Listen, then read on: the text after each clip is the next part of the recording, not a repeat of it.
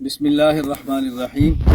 مدینہ منورہ سے مقام بدر کی طرف جاتے ہوئے وادی صفرا میں ہم رکے ہیں، اور آج 28 ستمبر 2023 بروز جمعرات۔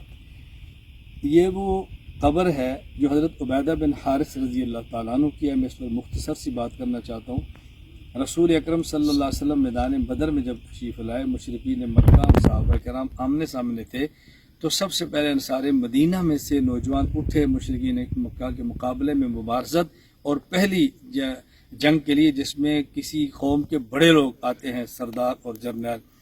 تو ابو جہل نے کہا تھا اخرج الینا اکفاءنا، اے محمد ہمارے مقابلے میں جنگجو اور قریشی مکے کے لوگ نکالو، یہ مدینہ کے کسان اور جی کیا جانے جنگ کیا ہوتی ہے۔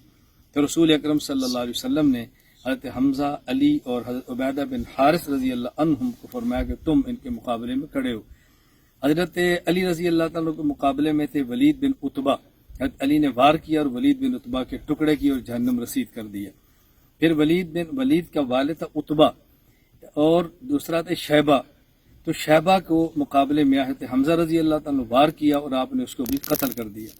اور عتبہ کے مقابلے میں آئے عبیدہ بن حارث، انہوں نے وار کیا، وار خطا ہو گیا، واپس عتبہ نے حملہ کیا تو حضرت عبیدہ بن حارث رضی اللہ عنہ زخمی ہو گئے۔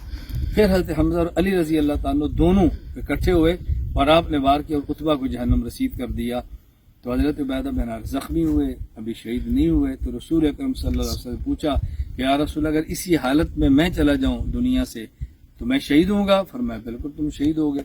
پھر بدر سے مدینہ منورہ آتے ہوئے اس وادی صفرا کے مقام پر حضرت عبیدہ بن حارث رضی اللہ تعالیٰ عنہ جام شہادت نوش فرمایا اور دنیا سے چلے گئے۔ انا للہ و انا الیہ راجعون۔ اللہ تعالیٰ ان کے درجات بلند فرمائے، اور اللہ ہمیں رسول اکرم صلی اللہ علیہ وسلم اور صحابہ کرام رضی اللہ مجمعین کے نقش قدم پر چلتے ہوئے جرأت اور غیرت کے ساتھ دین کی خدمت کرنے کی توفیق عطا فرمائے۔ السلام علیکم ورحمۃ اللہ وبرکاتہ۔